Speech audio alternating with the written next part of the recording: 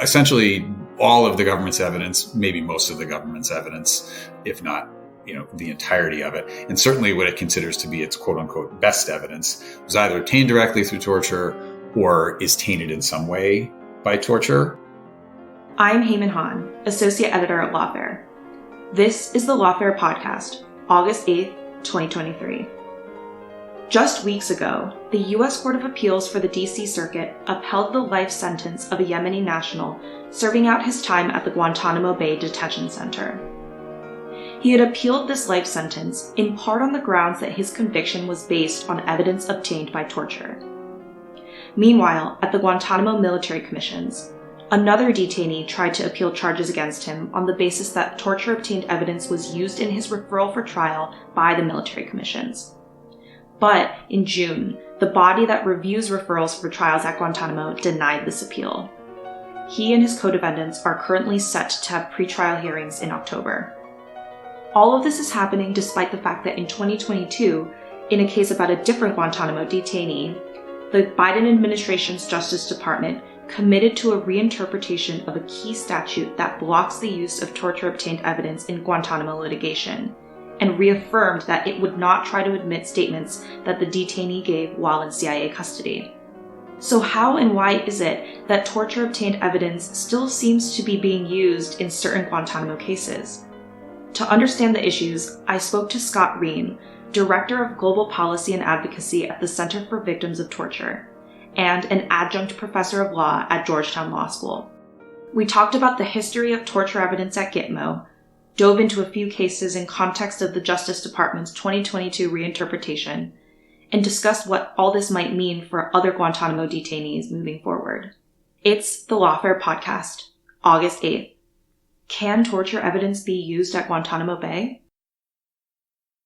So we're here to talk about some news that torture evidence is still being used in certain parts of Guantanamo proceedings after we saw some promising steps forward last year by the U.S. government to stop doing so.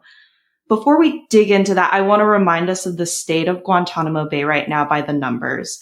Since 2002, when the military commissions were opened by military order by President Bush, there have been about 780 individuals who were detained at the military prison at some point in time.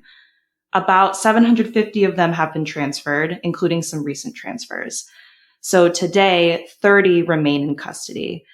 Scott, can you tell us a little bit more about who these last 30 are? Sure. So there's a process that the Obama administration set up for the executive branch to decide, essentially by consensus among agencies with a significant national security function, whether someone at Guantanamo can be cleared for release, whether they pose a minimal enough threat that they can be transferred out of Guantanamo. 16 of the remaining men have been already cleared for release. That mechanism is called the Periodic Review Board. So that's 16 of the remaining 30. 9 of the men are in what I would describe as active military commission cases, though active is a relative term to the commissions given the glacial pace at which they move. And that's 9 men across 3 cases. So 5 defendants in the 9/11 case, 3 defendants in another, and 1 in the third.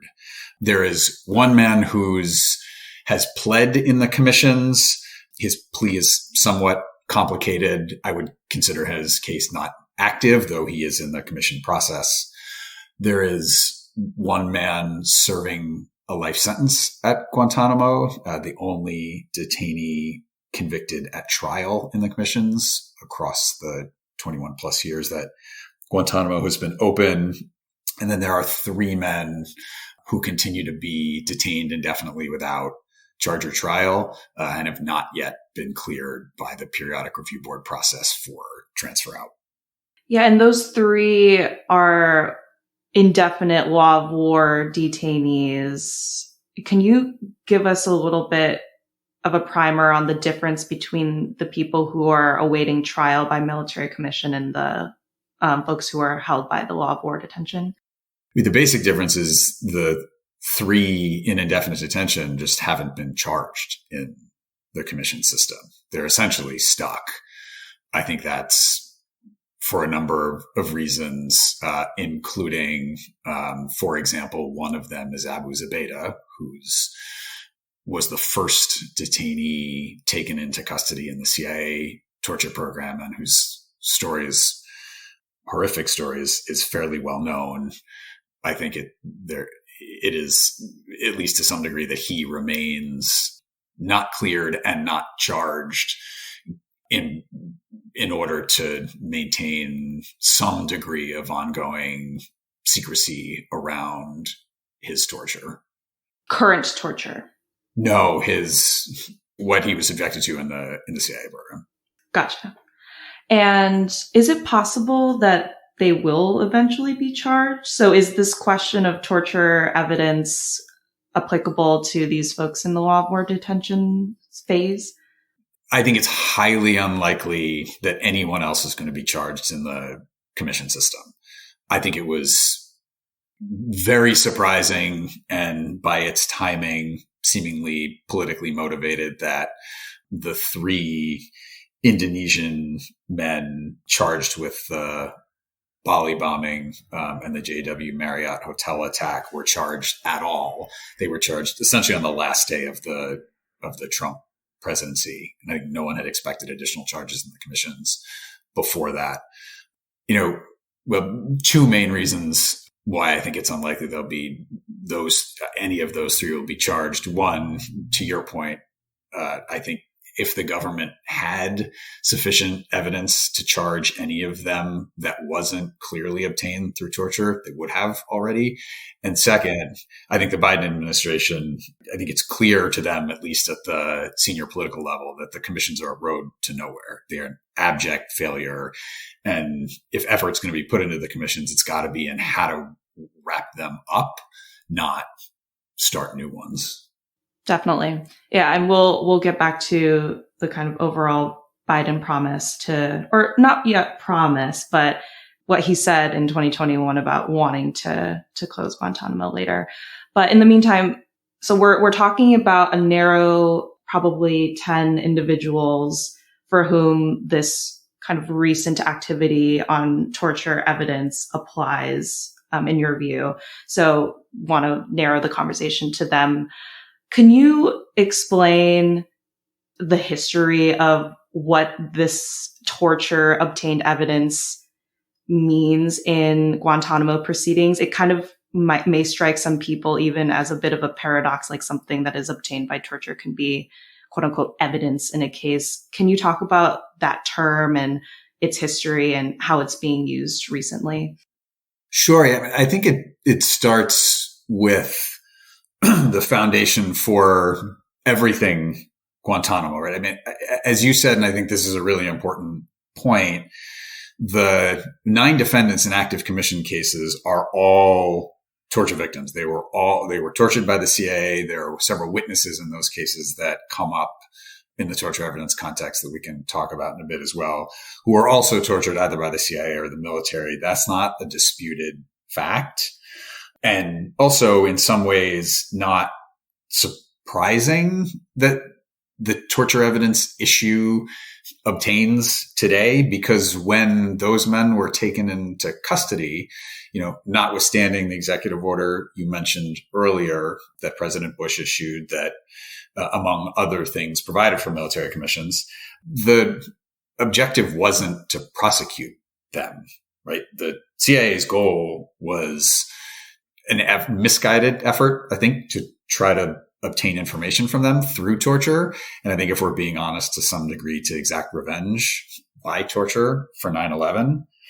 And we know that's not an opinion, right? We know that because, at least in part, the Senate Intelligence Committee, when it did its oversight investigation into the torture program and released the 500-page summary of its 7,000-page oversight report on the program, included a CIA cable sent from the officers who were torturing Abu Zubaydah to their superiors saying, and I think this is worth quoting from, quote, we need to get reasonable assurances that Abu Zubaydah will remain in isolation and incommunicado for the remainder of his life.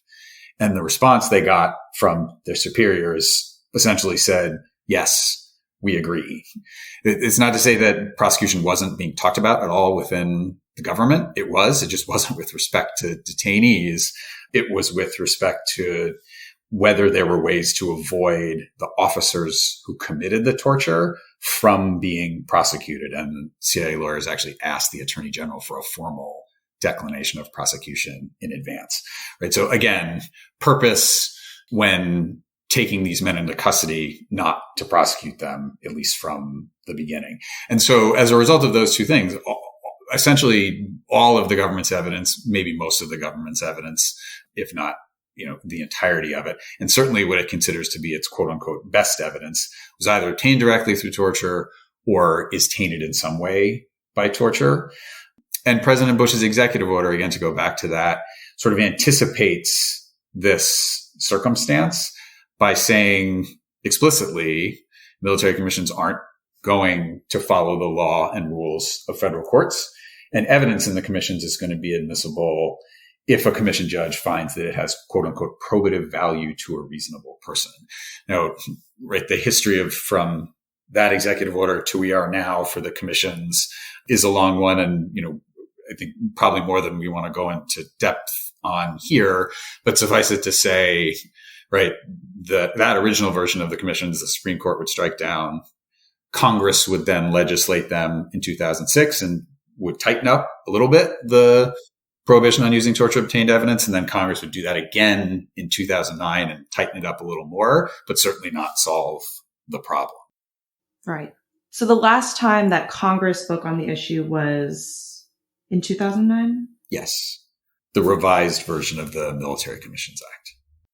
So what did the Biden administration in 2022 promise to do exactly when it comes to the use of evidence obtained by torture?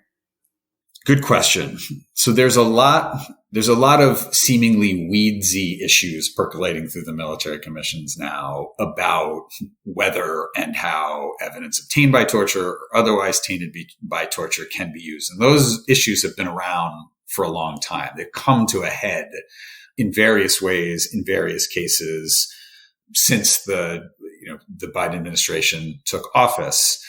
I think a lot of that has been driven by the commission prosecutors and less so, at least for certainly in the current administration, by the more senior Department of Defense, Department of Justice officials. I think, and we'll get to a specific answer to your question in a second, because it is, I think, good evidence that the, kind of more senior political side of the administration understands that torture evidence can't be and shouldn't be used in the commissions. So the first place this pops up post-Biden administration is in the US v. El Nashri, right? The prosecution of the man charged with the USS Cole bombing and some other attacks on various ships. And basically the prosecution uses some statements that al-Nashri made while he was being tortured in the context of a discovery dispute, right? And they say, well, yes, there's a prohibition in the Military Commissions Act on using torture obtained evidence, torture obtained statements for any reason in a military commission, but that doesn't apply because it only means a trial in a military commission. The words at trial aren't anywhere in that statute, but prosecution says you should read it in, judge. Judge agrees, I think in an astonishing decision, frankly, and the case goes to the DC Circuit. Right? It goes through the Court of Military Commission Review first, where the government withdraws using the statements, but doesn't say, we repudiate our legal theory. Like, right, we still think we could have used these. We're just saying we're not going to anymore for purposes of Court of Military Commission Review deciding this issue.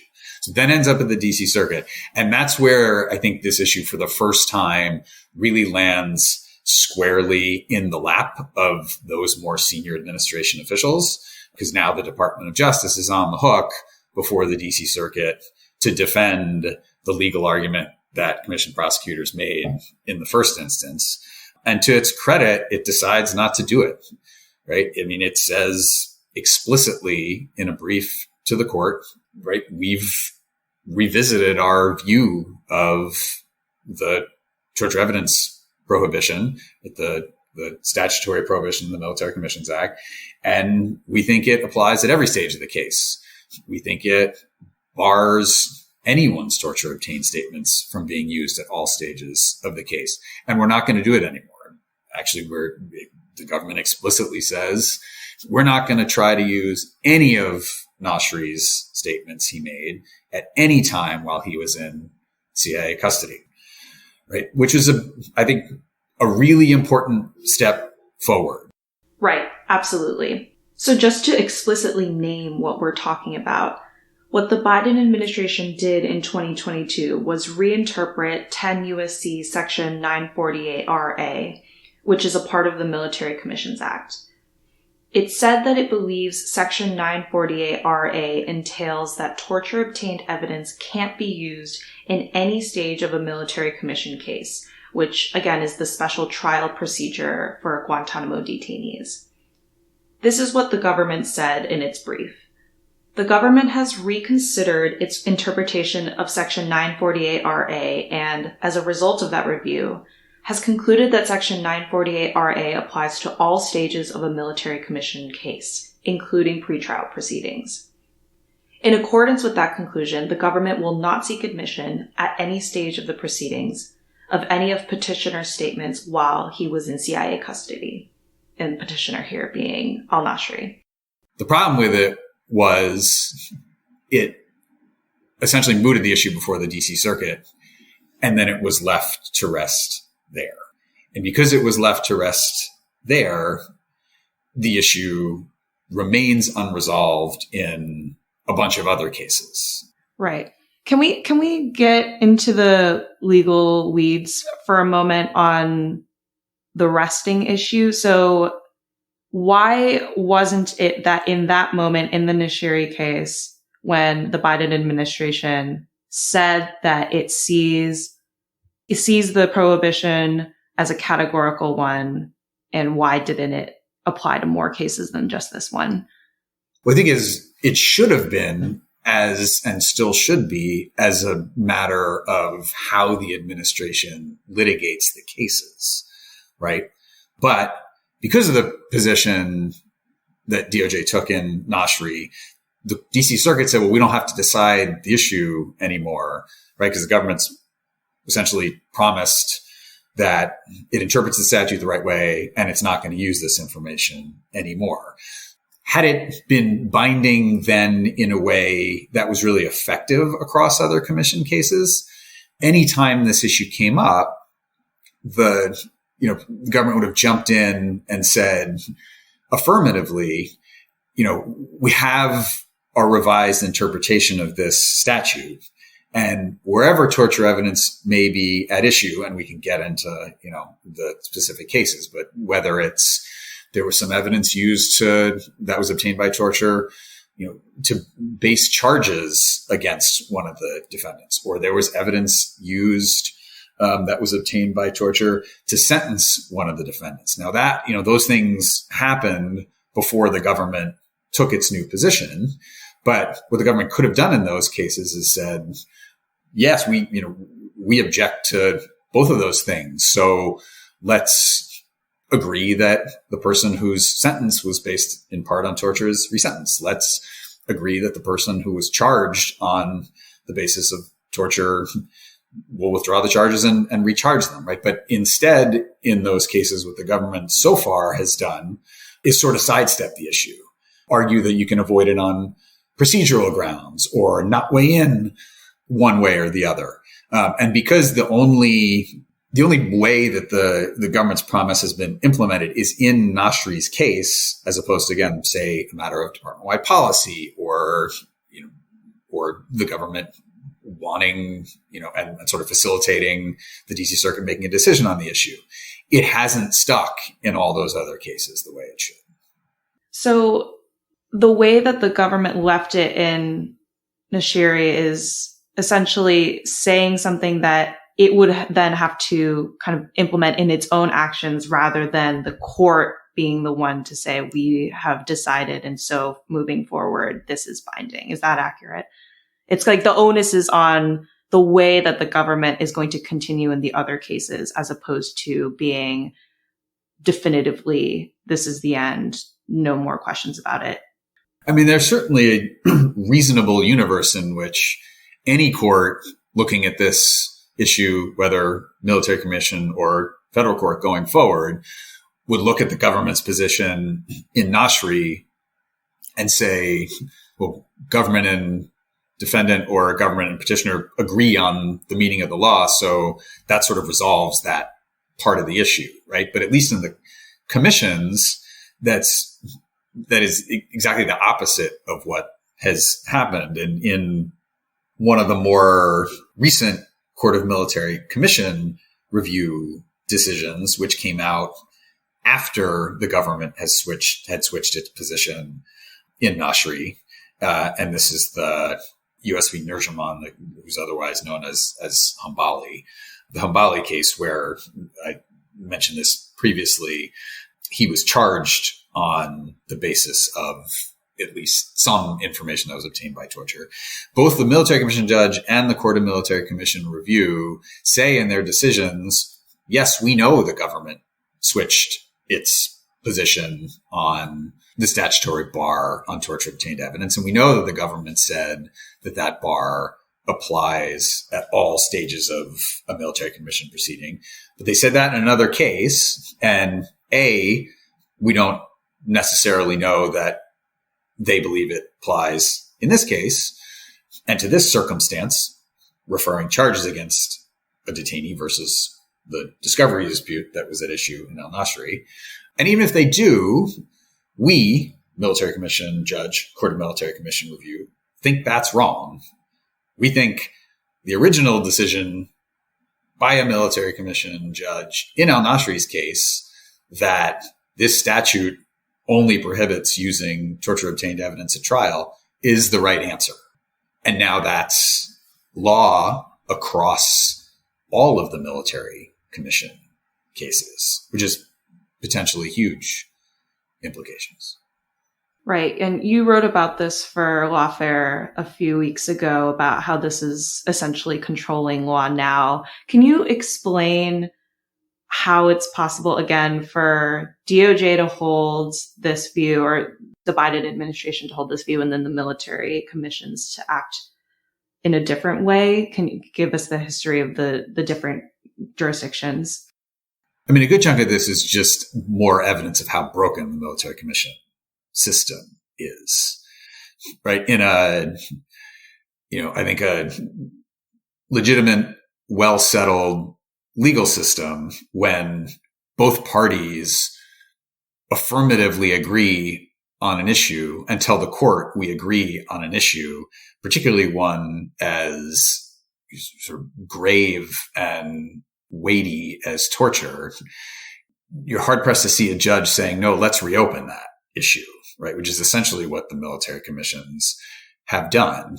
Now, had the government in Hambali's case really pressed with the commission judge or the Court of Military Commission review the point that it did agree with, now, again, Hambali, previously Nashri, that the statute barred the use of this evidence, again, in Nashri's case, I think this is another place where what's happening in the commission system and what commission prosecutors are doing seems to me to be inconsistent with where the more kind of senior administration officials stand.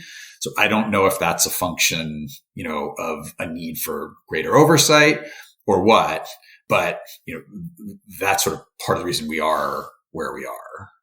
But you're saying that statement really should apply to the behaviors of the military commissions as well, insofar as the government has said that it wouldn't want to seek admission at any level of or stage of proceedings.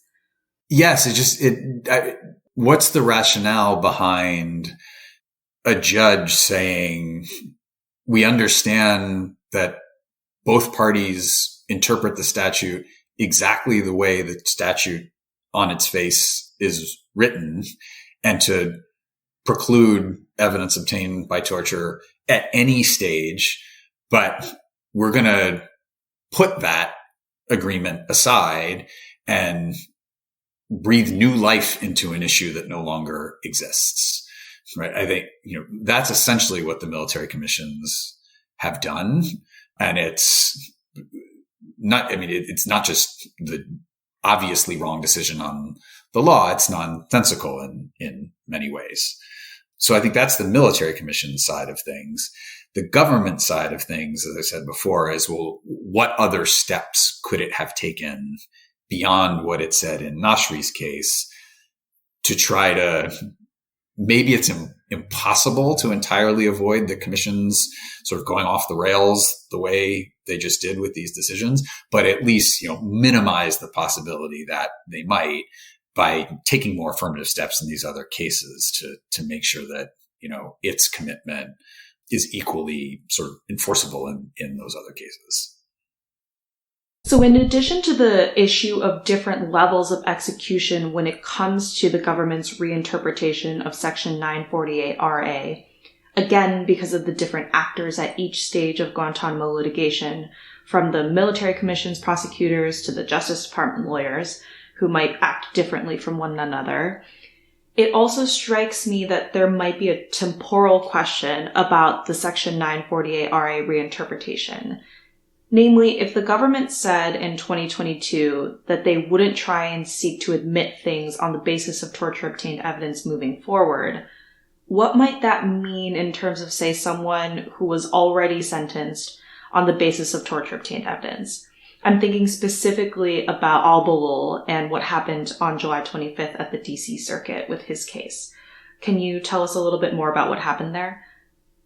The overarching principle on this is, if the government is recognizing that in these cases we're talking about evidence obtained by torture, which the government is recognizing, and they are recognizing that the Military Commissions Act, and this provision in particular, bars the use of evidence obtained by torture in any circumstance, then the temporal question shouldn't really matter, right? With respect to, the government taking affirmative steps to make sure that evidence isn't being used in any way. And so that's both Al-Balul, the case you just mentioned, who's the only detainee who was convicted at trial by a military commission.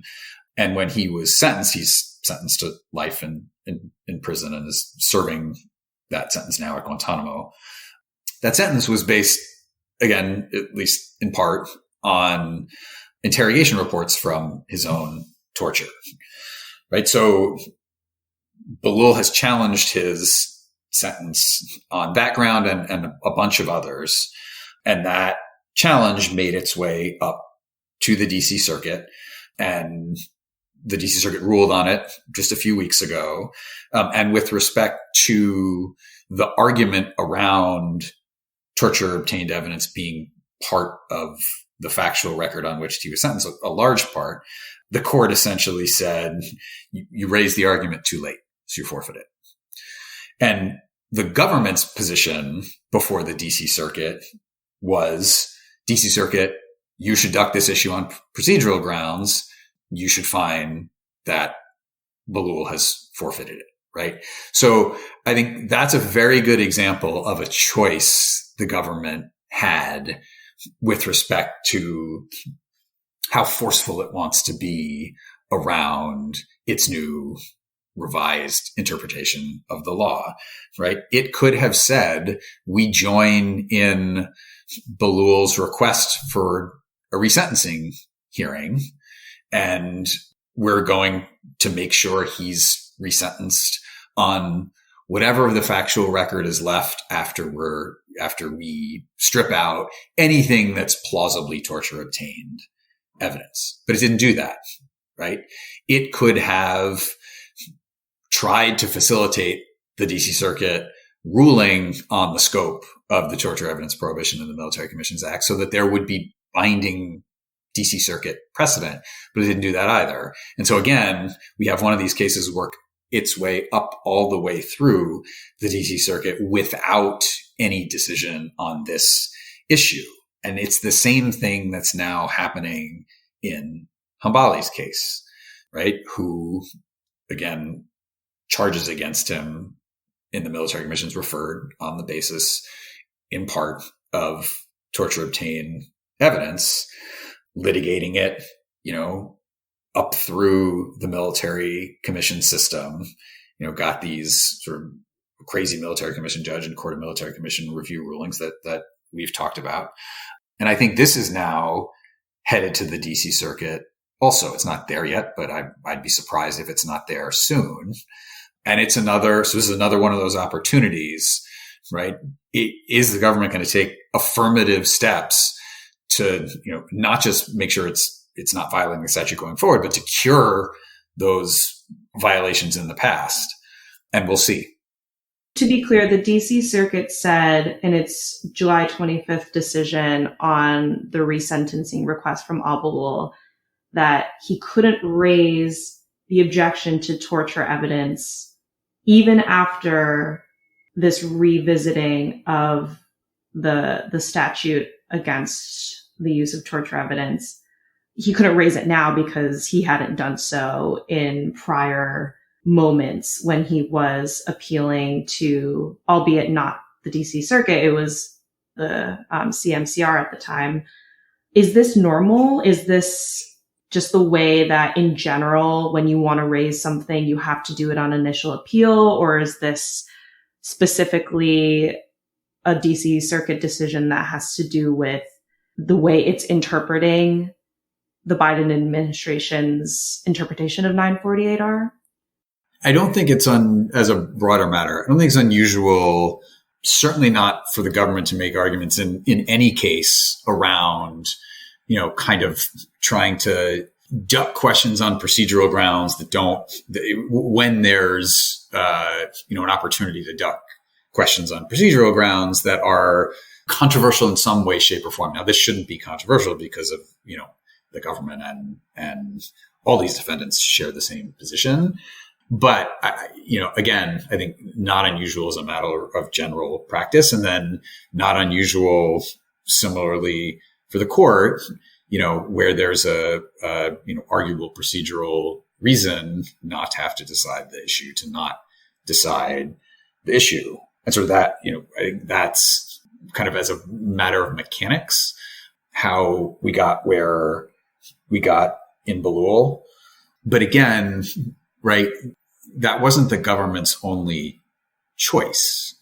It could have said many other things other than DC Circuit, you shouldn't decide this issue because Balul didn't raise it soon enough, but it chose not to. Right. And we don't know exactly why he didn't raise it earlier, do we? Based on court documents or otherwise? I'm not aware of why he didn't raise it earlier, but I'm sure his counsel could answer that question. So what does this nebulous committing but not acting on this promise to stop using torture evidence mean for potentially the rest of the Guantanamo detainees who await trial? Do they need to now proactively try and appeal this? Are they going to have to wait until the next moment in their trial, whatever point in their proceedings they may be in, to raise the issue? Or what might they be doing, or might they be thinking about how to respond to the recent decisions in other cases? Yeah, I mean, the issue is already, sort of live in various ways in Nasri's case, Hambali's case, Balul's, as we've talked about. So that really leaves the 9/11 case, which is stalled, might be the most generous description. The big torture evidence question in that case is whether the statements that the defendants gave to the government when they got to Guantanamo in 2006 can be used against them in their prosecution. And those are sometimes referred to as the clean team statements. basically defendants were tortured at the black sites, provided a whole bunch of information, were brought to Guantanamo, asked all the same questions, provided some of the same information. And the government's claim is, well, that, those second set of statements are not obtained through torture or tainted by torture. We could talk about the legitimacy of that argument if you want. But the implications of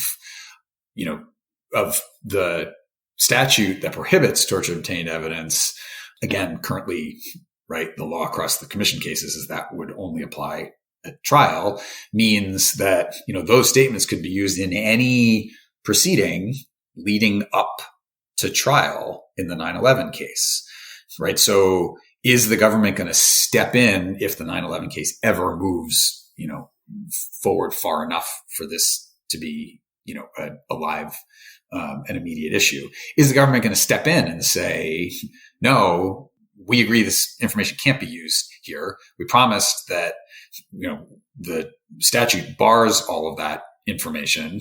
And so, assuming the defendants would object to it, we agree with the defendants. But it needs to be doing that right now on a case-by-case basis because there's, again, A, no binding decision that would require it, and B, the government didn't, after it revisited its position in Nashri, then go back and institutionalize it in some other way, whether that's policy guidance, whether that's amending what's called the Manual for Military Commissions, which provides, the more specific rules for military commissions. Didn't take those extra steps. So again, now it's a case-by-case issue and with significant implications for all of those chargemen. The question there right now is, less anything, pretrial question specific and more, is the administration going to sign off on pleading the case out, which is something that the defendants want to do. It's something that the military commission prosecutors want to do, right? So the very rare agreement between those two sets of actors, but that requires senior political level sign off for a variety of reasons from the administration, hasn't gotten it yet. So really this issue should not end up being litigated anymore in any way, shape or form in the 9/11 case, because the 9/11 case should go away and can go away. It just requires the administration to take a minimally courageous step forward and get it done. So yeah, in context of the broader effort to, as you say, close out these cases, maybe through pleas, and in general, the Biden administration's statement that he was interested in closing Guantanamo, does the 948R revisiting in some really insidious way hinder that, make it a little bit more procedurally lengthy in terms of the closing out of these cases, do you think? Or, you say that there's an easy out. How likely is it that easy out is going to be taken? And in fact, do you think it might just lengthen instead? Yeah. To be fair, I shouldn't have described it this way, but I don't think it's easy, right, to plead the cases out, but it's certainly possible. And I think, in the 9/11 case, there's plenty of agreement, between the parties to get there. I think this is certainly doable in the other cases as well. I don't think the torture evidence question should lengthen the cases at all. Realistically, should hinder efforts to close Guantanamo at all. In some ways, it's the opposite. All it's going to do, as it has been doing, is kick the can down the road on the cases moving forward, because these issues are going to be litigated and litigated and litigated and litigated, and more evidence, right, that the commissions are in kind of an abject failure across the board. If, let me put it this way. Closing Guantanamo is not going to be transferring the remaining men out who aren't charged and going to trial and convicting the men who are, right? The second is, it's been clear for years, isn't just it's not a feasible possibility. The only way to end those cases is to plead them out. And I don't think this torture evidence issue in the end is going to have that significant an impact on that effort. What it does do, though, if the cases continue, is it puts the administration in the position of having to keep addressing these questions. In October, the administration is going to be at the UN sitting before, October, sitting before for its review for its compliance with the International Covenant on Civil and Political Rights. It will shortly after that be sitting for its review on its compliance with the Convention Against Torture, right? This question is probably going to get put to them there, right? And so it's going to have to answer it there. It keeps an issue alive that is not a good one, right, for the administration to have to keep addressing. That doesn't need to be, because the administration can end these cases and just not have to deal with it anymore. And has the Biden administration so far said much about why it doesn't take the plea route? It has not made a substantive comment on that publicly. The White House has said this is not our decision to meddle in, and otherwise the only comments out of the administration I'm aware of are that they are continuing to work towards closing Guantanamo, including a resolution of the military commission, something to that effect. Can you give us your sense of how well the Biden administration is doing on this issue, as opposed to, say, Obama, who kind of came out with a much clearer promise to close Guantanamo and, of course, wasn't able to do so by the end of his administration? So can you compare something like that to something like Biden, who seems a little bit more reserved and careful about the way that he's thinking about Guantanamo as a whole, but yet is kind of still mired in this, are we doing torture evidence or not question? Yes, I think you're right that there's a significant difference in how prominent President Obama and President Biden have made closing Guantanamo as a matter of kind of policy and priority. This was an issue that was part of Obama's campaign. I think it's a very different time now than it was then. President Obama, issued an executive order on closing Guantanamo. President Trump essentially pulled it, replaced it with one that says we're going to keep Guantanamo open. And the president has left that in place, at least on the books. To its credit, they've transferred 10 people. I hope a significant additional chunk of transfers are underway. Those aren't happening fast enough. I think there's, a real open question about how effective to date the transfer negotiation process has been at the State Department. I think that it is a much easier political environment now to close Guantanamo than it was during the Obama administration, to the extent there are fears that there would be some huge kind of congressional and broader political pushback when men were transferred out. We haven't seen any of that, right? This just isn't, this isn't an issue on voters' minds in 2023. And, I think having the first Black president wanting to be the one who closed Guantanamo and an enormous amount of anti-Black and anti-Muslim animus directed at him was not a small part of that. So I think the Biden administration has a better environment to do it. And again, to its credit, I think they are the first ones to say, yep, it's clear the commissions have totally failed. We got to figure out another path forward. And they started on that road, right? The prosecution and the defense in March of last year, spent 4 weeks getting way down the path of a plea deal. And then there were some questions that senior administration officials had to answer, and they went to them. And, this is more progress or closer than we'd gotten to a plea in that case ever before, but then it stalled.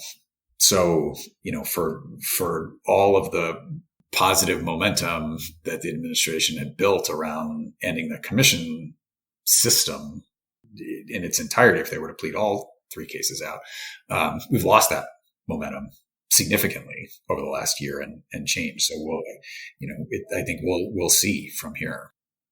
What's the next thing that we should look out for when it comes to torture evidence use in Guantanamo cases, and in general, what are some things you're looking out for when you're considering how well the Biden administration is moving towards this stated goal?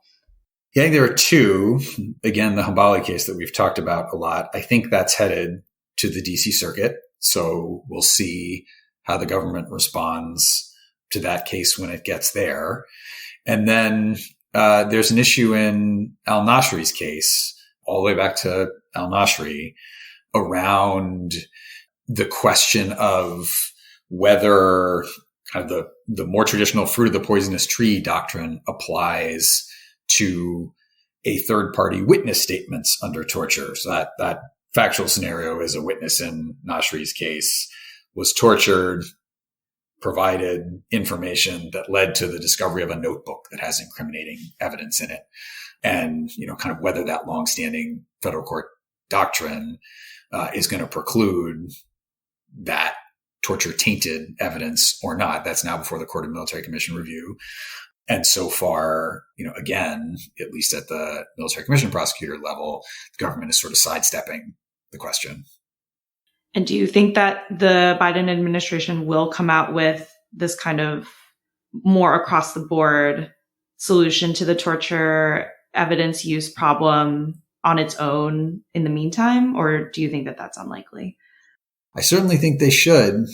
I think the fact that it hasn't happened until now is not a promising sign.